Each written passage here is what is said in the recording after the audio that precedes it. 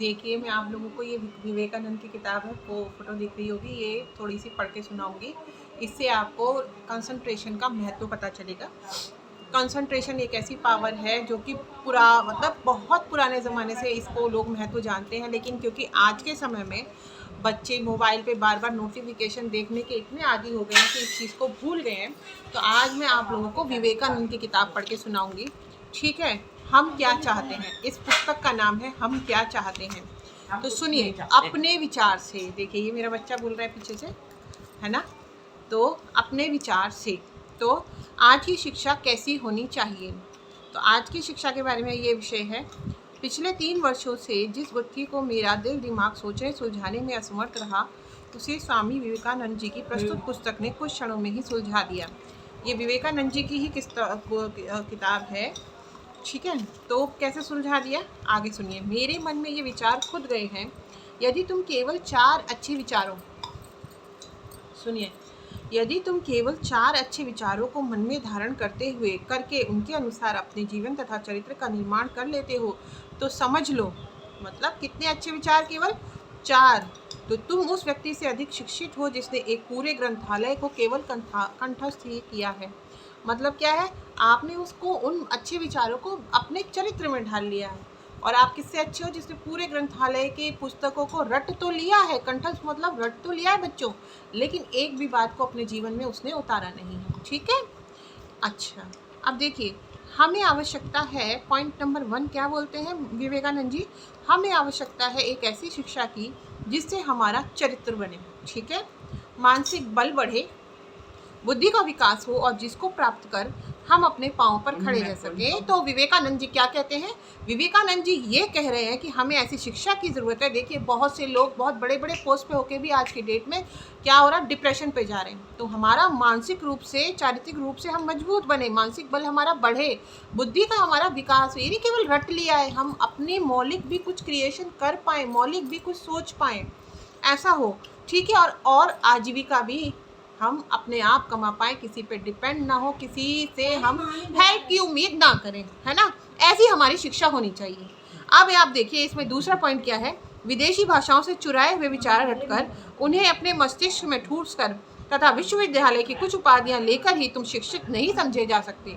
तो विदेशी भाषाओं से क्या हुआ कि कुछ विचार आपने रट लिए अंग्रेजी में, है ना, उन्हें अपने मस्तिष्क में घुसा भी लिया आपने, है ना, उससे आप जो है, या विश्वविद्यालय से आपने कुछ उपाधियां ले ली, कुछ डिग्री ले ली, तो उससे आप जो है शिक्षित नहीं समझे जा सकते। हर प्रकार की शिक्षा का उद्देश्य क्या होता है? हर प्रकार की शिक्षा का उद्देश्य केवल मनुष्य बनाना होना चाहिए। मनुष्य, अगर कोई रियलिटी में सिर्फ मनुष्य भी बन जाए ना, देवता तो आप छोड़ दीजिए, मनुष्य यानी हर मानव के प्रति जिसके मन में प्रेम हो, ये मेरा तेरा की भावना ना हो, मानव का मानव के प्रति सहज प्रेम हो सबके दिलों में। ठीक है, होना चाहिए, मनुष्य बनाना होना चाहिए। जिस अभ्यास से मनुष्य की मानसिक शक्ति का प्रवाह तथा प्रकाश सुखदायक बन सके, उसी का नाम शिक्षा है। क्या? मनुष्य की मानसिक शक्ति का प्रवाह और प्रकाश सुखदायक बन सके, उसी का नाम शिक्षा है। ये है स्वामी जी के शिक्षा संबंधी विचार, जो आज विश्वविद्यालय की शानदार दीवारों, चट्टानों की कच्ची भीतों और शिक्षार्थियों के मन मस्तिष्क पर से खुद जाने चाहिए। शिक्षा मन, आत्मा, जीवन, जगत एवं मनुष्य को समुज्वल करने वाली वस्तु है। हमारे देश, समाज और व्यक्ति को आत्मनिर्भरता सिखलाने वाली शिक्षा का चिरभूखा होना चाहिए। यही है स्वामी जी की इस पुस्तक का संदेश, जिसका शब्द शब्द जैसे बोलता हीरा हो। ठीक है, और कुबेर का कोश हो। 2 शब्द अनुवादक और अनुवादक के प्रति भी। ये मैं आपको जो सबसे पहले जो हमारा आभार प्रकट करने के लिए हमारा जो पेज होता है, मैं वो आपके लिए पढ़ रही हूँ इस टाइम इसका। ठीक है ना? तो अनुवादक के लिए कि अच्छी अच्छी विदेशी स्वदेशी भाषा की हिंदी में अनुचित पुस्तकें छप रही हैं, इससे हमारे ज्ञान कोश की राशि दिनों दिन बढ़ेगी, यह निश्चय है। एक मुख्य प्रश्न यह है कि इन अनुवादों की भाषा कैसी हो। किसी भी अनुवाद की पुस्तक में मूल लेखक की महत्ता और उसकी विचारधारा तभी प्रभावशाली बन सकती है जब अनुवादक ने अपने अनुवाद में भाषा के जनप्रिय तत्वों को कायम रखा हो। यह तत्व हैं शब्दों की सरलता का, शैली, रोचकता एवं अभिव्यक्ति की मौलिकता का। अच्छा अनुवाद वही है जो मूल रचना के सौंदर्य और प्रभाव में 4 चांद लगा दे। ये नहीं, कभी कभी तो अनुवाद ऐसे होते हैं कि मूल भावना ही व्यक्ति अपनी भूल जाता है, तो ऐसा अनुवाद नहीं होना चाहिए। ठीक है। उल्टा उसका जो प्रभाव हो, जो उसका भाव हो, अगर उसको और बढ़ा दे तो वो तो अच्छी बात है, लेकिन ये नहीं कि ख़त्म ही कर दे, केवल अनुवाद का अनुवाद कर दिया, ठीक है ना। प्रस्तुत पुस्तक के अनुवादक महोदय से इस दृष्टि में सराहनीय सफलता पाई है। उनके शब्द सरल है, शैली रोचक है और अभिव्यक्ति का जमा नया है, इसके लिए वे बधाई के पात्र हैं, ठीक है। तो आप देखिए, सच्चे अर्थों में मनुष्य बनाने वाली शिक्षा, ठीक है, शिक्षा का महत्व। विवेकानंद जी क्या कह रहे हैं, जब मैं यूरोप में गरीबों के लिए सुरक्षा तथा शिक्षा के उत्तम प्रबंध देखता था तो मेरा मन अनायास ही अपने देश के गरीबों की हालत की ओर खिंच जाता था और मुझे एक प्रकार का रोना सा आ जाता था।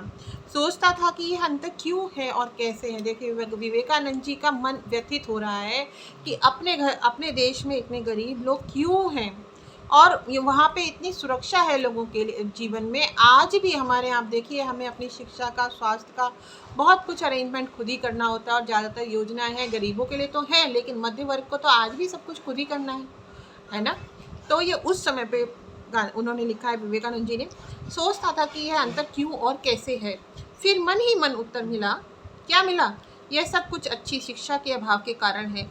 योग्य शिक्षा ही एक ऐसी वस्तु है जिससे मनुष्य में आत्मविश्वास पैदा होता है। तो क्या योग्य शिक्षा होगी तो मनुष्य के अंदर क्या आएगा? आत्मविश्वास। और आत्मविश्वास तो आप जानते हैं जीवन के हर पहलू में हमारे लिए आवश्यक है और हर जगह काम भी आता है, ठीक है। और इस प्रकार उसके मानसिक भाव जागृत हो उठते हैं। अब देखिए, अमेरिका के सबसे बड़े न्यूयॉर्क में मैं आयरलैंड वासियों को आते हुए देखता था। उस समय वे अंग्रेजों के पांव तले कुचले हुए, निर्बल, दरिद्र तथा महामूर्ख से जान पड़ते थे। उनके हाथ में एक लाठी जिसके नए सिरे पर मैले कुचैले कपड़ों वाली गठरी होती थी साधारणतः हुआ करती थी। उनकी चाल ऐसी होती थी मानो वह एकदम भयभीत हो गए हों, परंतु 6 ही मास के उपरांत ही यही आयरिश लोग कुछ और दिखाई देने लगे, मानो उनकी काया ही पलट गई हो। अब वह छाती तान कर चलते थे, उनकी चाल में भी अंतर आ गया था और उनके मुख पर पहले जैसा डर अब दिखाई नहीं देता था, ठीक है। यह परिवर्तन कैसे हुआ? बताइए, यह परिवर्तन कैसे हुआ? अपने देश में वही आयरिश चारों ओर से घृणा के पात्र समझे जाते थे, मानो सारी प्रकृति उनसे ऊंचे स्वर में कह रही हो कि वह सेवक पैदा हुए हैं, अतः सदा सेवक ही बने रहेंगे। लेकिन ऐसा नहीं है, कभी अपनी दशा का सुधार न कर पाएंगे इत्यादि।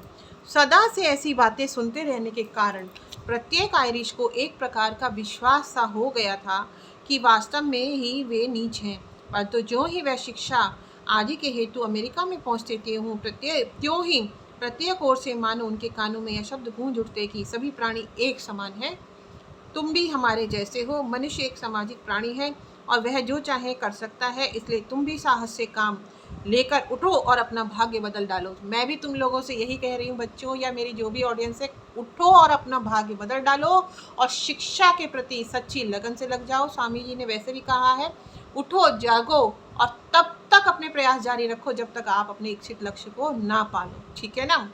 वही बात स्वामी जी ने इस किताब में भी लिखी है। इस प्रकार जब वास्तव में उन लोगों ने सिर उठाया तो देखा कि यह बात सत्य है। बस फिर क्या था, उनकी सोई हुई भावनाएं जाग उठी, मानो स्वयं प्रकृति ने ही उनसे यह कह दिया हो, उठो, खड़े हो जाओ, चल पड़ो और तब तक चलते रहो जब तक कि ध्येय प्राप्त ना हो जाए, ठीक है ना। अब देखिए, हमारी शिक्षा निषेधात्मक, ये स्वामी जी के विचार पढ़ रही हूँ मैं बच्चों, तो सुनिए। अब हमारी शिक्षा निषेधात्मक किस तरीके से है वो भी मैं आप लोगों को बताऊंगी स्वामी जी के विचारों के हिसाब से।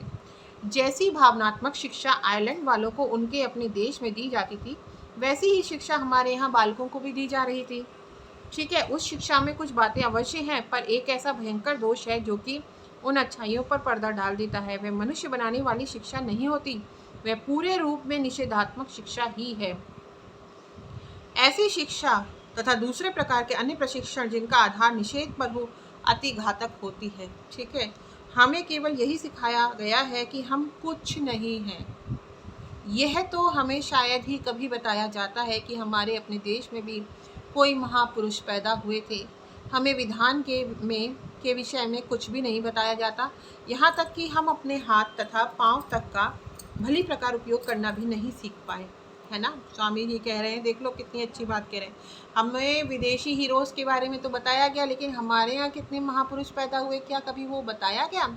यहाँ पे मैं एक बात और ऐड करना चाहूँगी अपनी, कि जैसे बड़े बड़े PSUs बंद हो रहे हैं आज, या बहुत सी प्राइवेट कंसर्न्स में भी कहीं तो अमेरिकन मॉडल मैनेजमेंट का यूज़ किया जाता है और कहीं ब्रिटिश मॉडल। लेकिन देखिए, ना तो हमारे देश के या रशियन मॉडल, समाजवादी मॉडल, ना तो हमारे देश के लोग अभी हायर एंड फायर के लिए तैयार हैं, क्योंकि हमारे सोशल सिक्योरिटी सिस्टम इतना मजबूत नहीं है। अगर आदमी को एकदम आप घर बिठा देते हो तो केवल एक आदमी आहत नहीं होता, एक ही आदमी कई बार अपने माँ बाप का, अपने भाई बहन का, अपने बच्चों का, अपनी पत्नी का खर्चा उठा रहा होता है। तो ये हायर एंड फायर पॉलिसी हमारे देश में कुछ ठीक नहीं है। लेकिन दूसरी बात, अगर आप ये सोचें कि अमीर हमारे दुश्मन हैं, है ना, तो अमीर जो दूसरी धारा में कहते हैं, नहीं, साम्यवादी विचारधारा में कि अमीरों का खात्मा करो, नहीं, अमीर भी तो कितने लोगों को उद्योग लगा के कितने लोगों की किचन चलवाता है। तो हमेशा हमारे अध्यात्म में भी कहा गया है कि ये हमेशा मध्य मार्ग ही सर्वश्रेष्ठ है। तो हमें मध्य मार्ग पर चलना चाहिए और एक अलग ही आई मैनेजमेंट स्टाइल, यानी कि भारतीय मैनेजमेंट स्टाइल पे चलना चाहिए, है ना। वैसे ये विषयांतर की बातें हो गई हैं, लेकिन फिर भी मुझे लगता है प्रासंगिक है। बहुत से PSUs बंद हो चुके हैं, तो PSUs को बंद करना मुझे लगता है सही पॉलिसी नहीं है। PSUs में घाटा क्यों हो रहा है, उसके जड़ में भी सरकार को कभी कभी जाना चाहिए। मैंने देखा सरकारी विभागों में पॉलिसी, प्रमोशन पॉलिसी इस प्रकार से बनाई जाती है कि चाहे कोई ज़्यादा काम करे या कम काम करे, ज़्यादा मेहनत से काम करे, उच्च गुणवत्ता से काम करे, लेकिन प्रमोशन पॉलिसी मान लो 5 साल की बनी हुई है, तो 5 साल पे ही उसका प्रमोशन होगा। तो ज़्यादा एफर्ट क्यों करेगा आदमी? जो बहुत मेहनती आदमी भी होता है वो भी देखा देखी अपनी परफॉर्मेंस डाउन कर देते हैं मैक्सिमम कर्मचारी। तो पॉलिसीज़ में चेंज होना चाहिए, ना कि खासकर दवा उद्योग क्षेत्र। दवा उद्योग क्षेत्र अभी आपने देखा, जैसे कि जब रॉ मटेरियल, मान लीजिए चाइना पे पहले हम डिपेंड हो गए, इंडियन कंपनीज हमने बंद कर दी। मान लीजिए वो पाउडर ही हमें नहीं मिलेगा जिससे हम फिलिंग करके दवाइयाँ बनाते हैं, वो केमिकल हमें नहीं मिलेगा और कल के दिन चाइना मना कर दे। जैसे कोविड में भी उसने पहले अपने देश को बुलाया। तो दवाई जैसा क्षेत्र और रक्षा जैसे क्षेत्र तो गवर्नमेंट को अपने हाथों में ही रखना चाहिए। और मुझे लगता है संस्थान जो ऑलरेडी लगे हुए हैं उनको बंद करने की बजाय पॉलिसीज़ ऐसी बनाए कि हम घाटे में ना जाएं।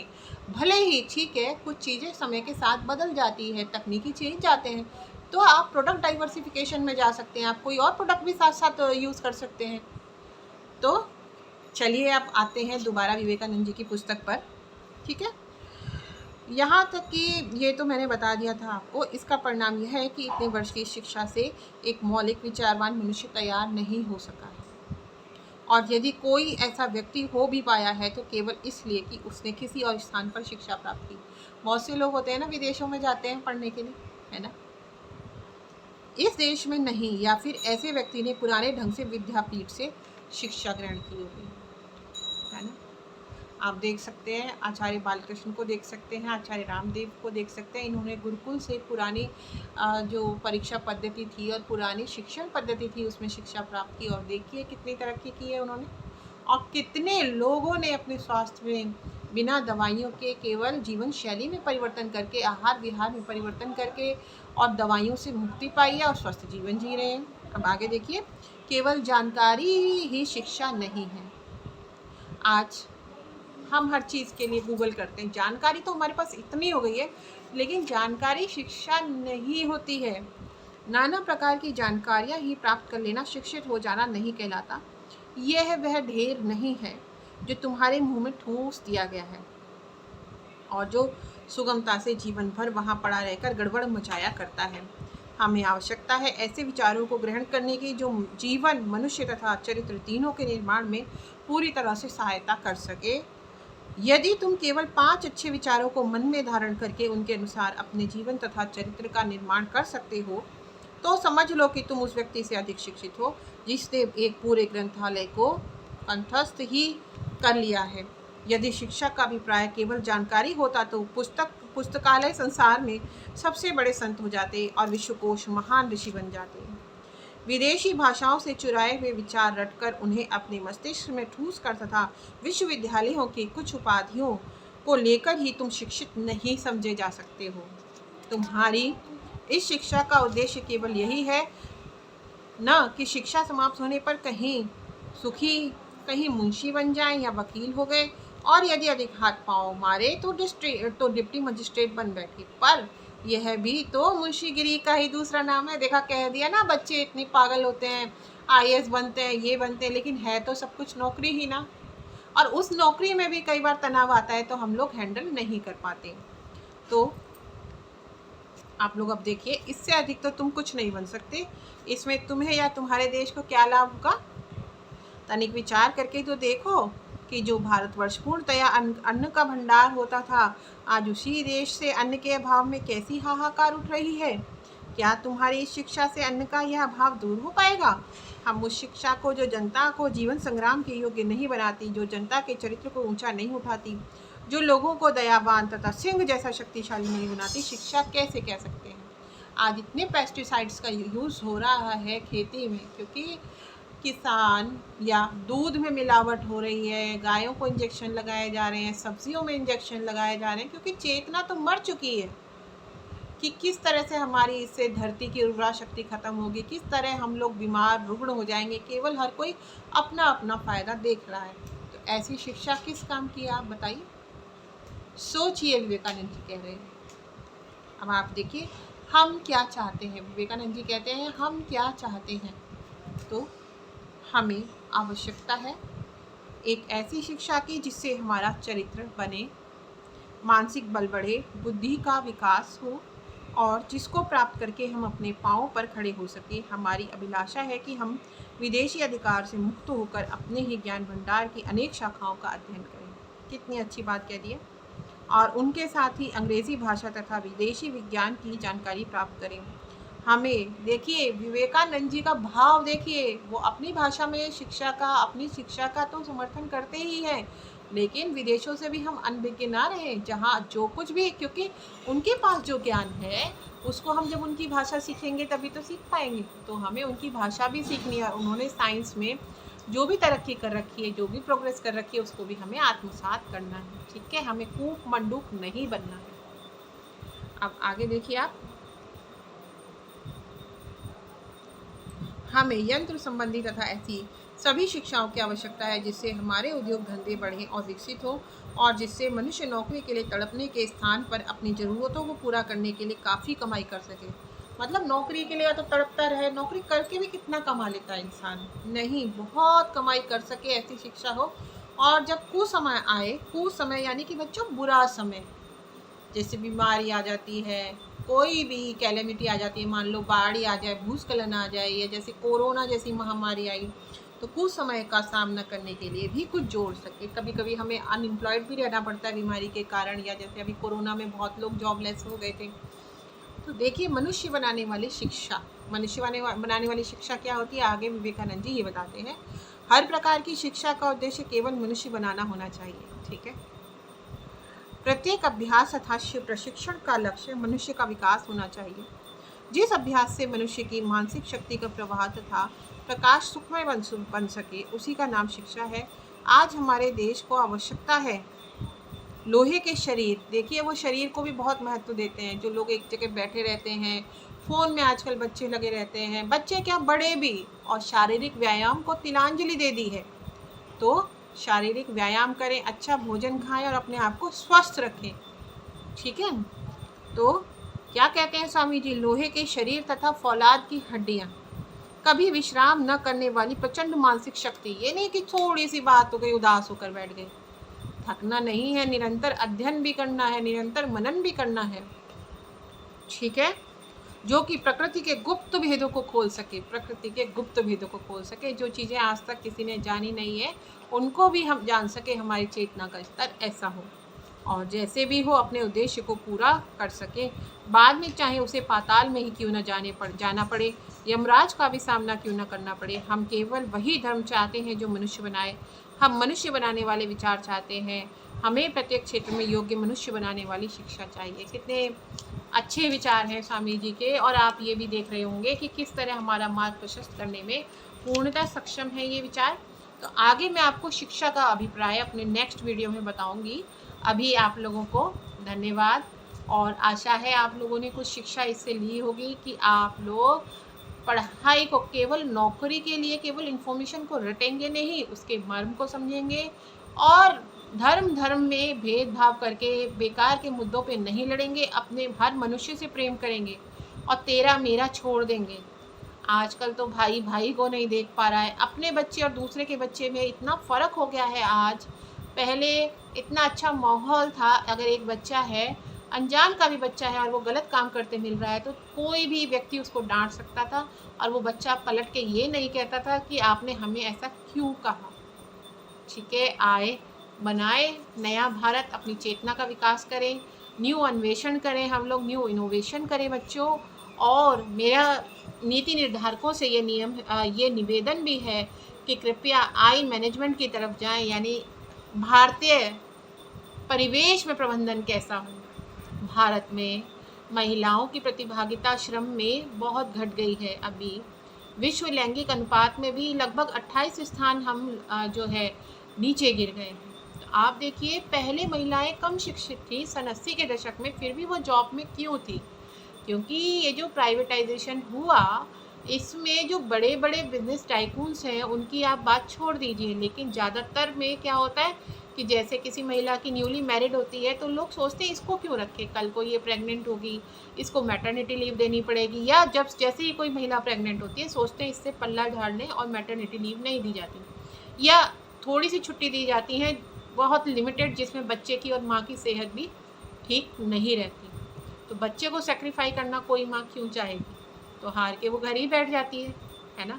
और ब्रेक के बाद में जब वो जॉब को जाती है तो इतनी लो सैलरी पे उसको बुलाया जाता है, और बहुत से लोग तो उसको एम्प्लॉयमेंट देना भी नहीं चाहते हैं। तो ये इन्वायरमेंट बदलना चाहिए, फ्लेक्सिबल टाइमिंग्स होनी चाहिए लेडीज़ के पास, और ऐसी मजबूत प्रणाली होनी चाहिए कि प्राइवेट में भी फ्लेक्सिबल टाइमिंग्स होनी चाहिए, और महिलाओं के लिए अलग से जो क्रैच है ये अनुबंध स्ट्रिक्टली फॉलो होना चाहिए। कुछ ऐसी व्यवस्था होनी चाहिए, ये नहीं कि जिस दिन लेबर इंस्पेक्टर आया क्रैच बना दी, खिलौने सजा दिए, और लेबर इंस्पेक्टर गया तो कोई क्रैच नहीं है वहाँ पे। तो इस चीज़ का बहुत अच्छे से मूल्यांकन होना चाहिए।